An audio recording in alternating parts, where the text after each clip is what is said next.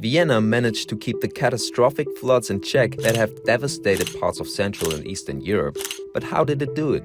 Well, it's because the city's flood control systems have been a long time in the making. Located on the banks of the river Danube, Vienna has been hit by flooding for centuries.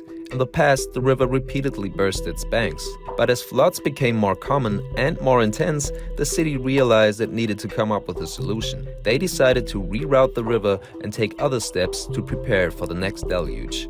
In the 19th century, engineers started by straightening the riverbed and creating a floodplain.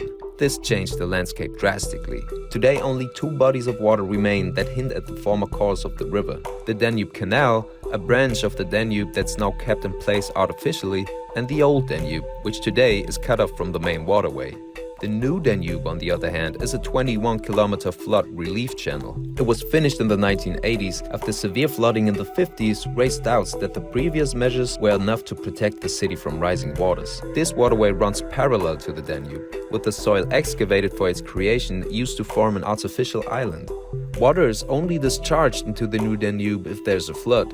Vienna's flood control measures can mitigate water volumes of up to 14,000 cubic meters per second. Statistically, such floods occur every 3,000 to 5,000 years. This capacity stems from data of one of the biggest floods that ever hit the city back in 1501, meaning Vienna's flood control system is very much designed for the worst-case scenario. The massive engineering projects carried out to protect Vienna against floods are hardly a one-size-fits-all solution. But the city's case highlights one of the key aspects of flood control: preparedness. This is especially the case with severe flooding events expected to only get more frequent in the future.